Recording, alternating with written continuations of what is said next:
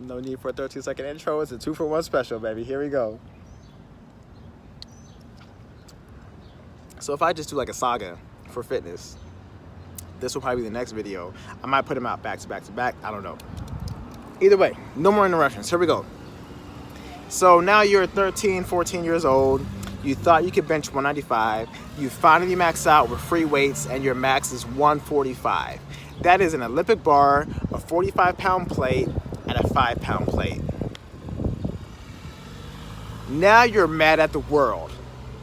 Your teacher at the time, Mr. Barton. What up, homie? Your weightlifting teacher at the time, Mr. Barton. There's no schedule or regimen as far as what you do. He just says, go work out. Thank you, homie. Perfect. What I needed, right? Monday through Friday, I was on bench press. Monday through Friday, I was on bench press. After bench, I might do some curls. Might. Me and the homie Quincy started working out together. Every day we came in, we were doing 3 sets of 8. This is if you guys want to just get started. If you're brand new to working out, this is how I got started. 3 sets of 8. Class would start.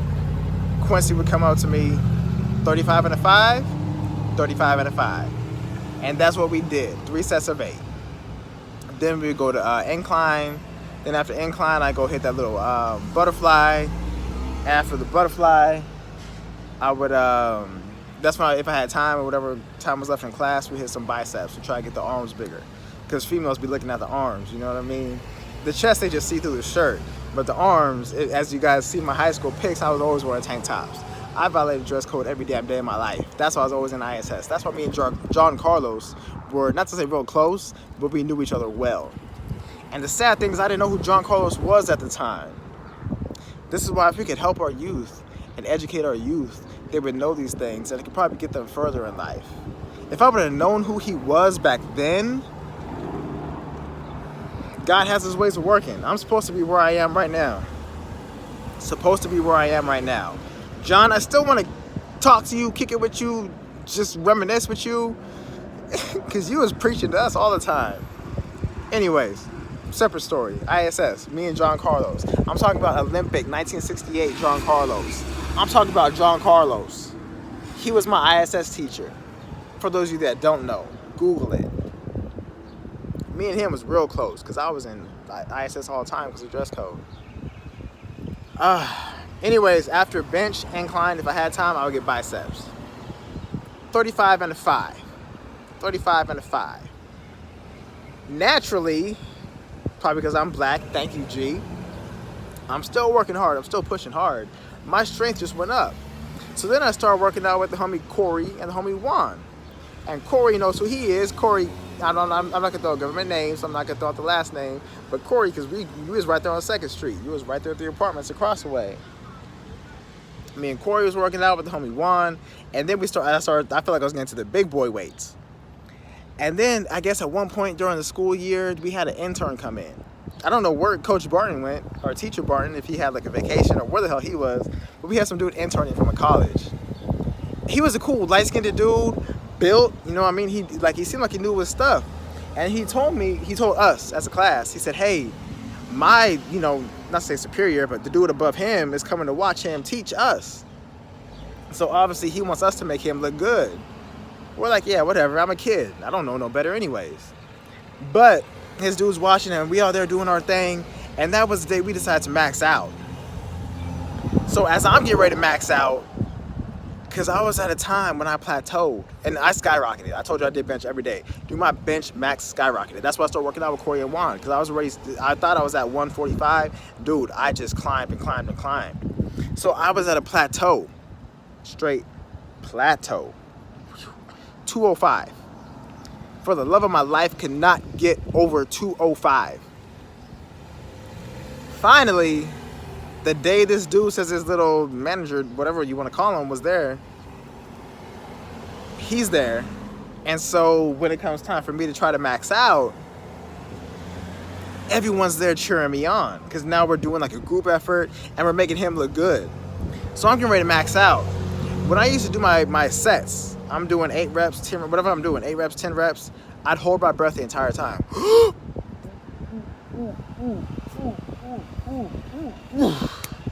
Man. So I'm going for my max. I don't know what it was at the time. I know I couldn't get over 205. So I'm on the bench and I'm ready. I take it off, I unrack it, and I bring it down. And I'm pushing it up. And it stops. Right there in the middle. And even though everyone's cheering me on, it stops. I hear something. Just off to the side, I hear something. Breathe out. Went up like air. So light. Dude, my excitement level went through the roof. Because obviously I got a new max that I've been trying forever to get. I hope this wind ain't messing up my video, because now I feel a lot of wind coming in. New max. Breathe out. Went up like air. I was excited. So I think that day I probably got like 220. I don't know if I got 225, but I definitely passed 205. Finally passed 205. Ever since then, I started breathing on every rep. On the way down, you breathe in. On the way up, you breathe out. Same thing with curls. Anytime you exert force, you're breathing out. So the whatever the word is for whenever you're not lifting the weight, you're breathing in. Whenever you're exerting the force, which is lifting the weight, you're breathing out. So if you're squatting, on the way down, you're breathing in. When you stand up again, you're breathing out. When you're curling, when you're pulling the weight up to yourself, you're breathing in. When you lift it down, you're breathing out. This is going to help you with your basic fundamentals. And I told you about fundamentals before. This is like footwork for a basketball player. Basic fundamentals. So I'm helping you by just starting off this video, and this is the second video. This is the second video, so I'm just going to let you guys know as time progresses what's going to happen, what I'm going to tell you. It's just all the basics. I'm teaching you all the fundamentals before I tell you how to actually start your approach and actually working out, dieting, losing weight, and getting lean, ripped, and shredded to look just like me. Right? Anyways, so I started breathing. And when I tell people too, when you lift, and you hear me lift, and you hear people at the gym all the time, and you're looking at them like, what the hell is he doing? He sounds like an animal. This dude is crazy. When it's a heavy weight, I don't give a damn if it's 135 pounds. If you weigh 80 pounds, it's a heavy weight. So when you're like, that same growl, that's a breathing out.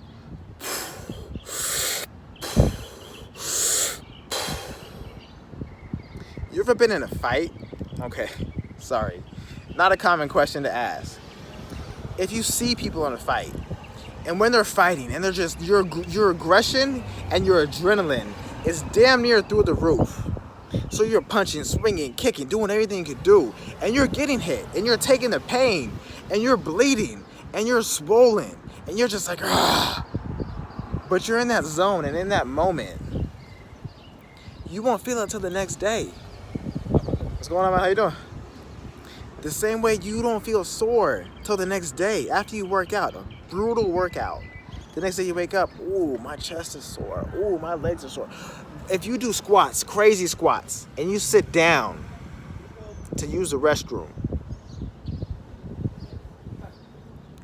and then when you go to get off that, even when you go to sit down hurts, and then going to get up hurts. That's that pain we talking about, the aftermath. Because you didn't feel it when you were squatting. You were just beasting through them squats. And the next day, you're like, ooh, I can't even sit down to use the restroom. That's a good type of pain. But nonetheless, that aggression is what I want. If I'm training you, and you say, I want to bench 3 plates, and I'm going to use 3 plates because for a lot of men, 3 plates is a common goal. 3 plates for me, like I said, I did that when I was 16. Bragging rights? Yes. I did that when I was 16. So 3 plates to me ain't no thing at all.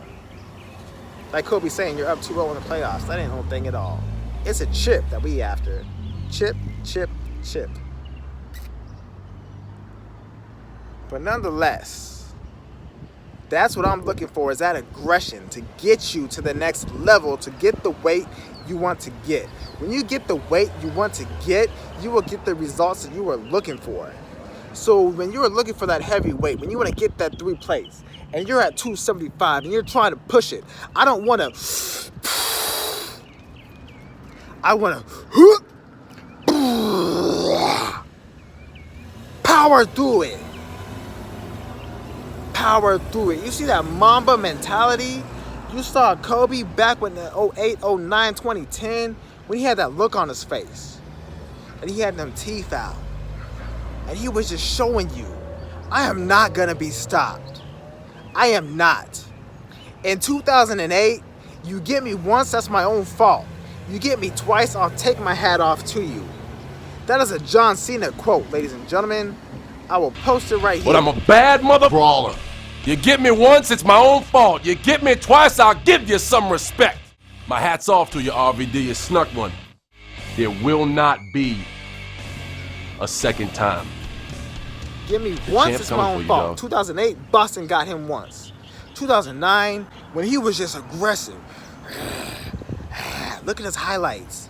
He was in a zone. He was not going to be stopped. He was on a mission. This is what helps you get further in life, when you set your mind to these goals. When I told you the video I just posted a few days ago, I set my mind to it and I could do it. I can help you get into that mindset.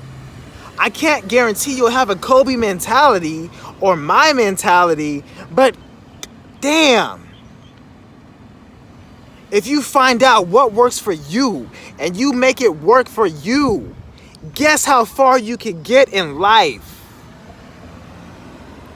I'm running low on time, and this is what I will be teaching to my children as they get older. That's why I tell you I have no worries about my children, but I would love to put this type of mentality into the world today.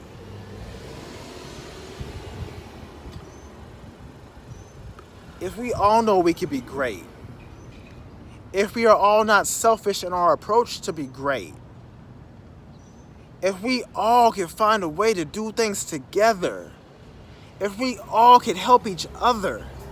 I'm not talking about, hey, my rent's due tomorrow, could you loan me $500? No, unfortunately, those are personal problems. But when it comes to helping somebody understand a way, so if your rent's due tomorrow and you don't got money for it, and then next month comes along and rent's due and you don't got money again, then we need to find a way to help you approach life to find out where you're living right now. Is this the right place for you? Are you able to afford this? What is wrong? How come you can't afford it every month? Do you see how I can relate fitness into regular life, where it's finding out what the hell you're trying to get, where you're trying to get to, where you're at, and the best way to approach it?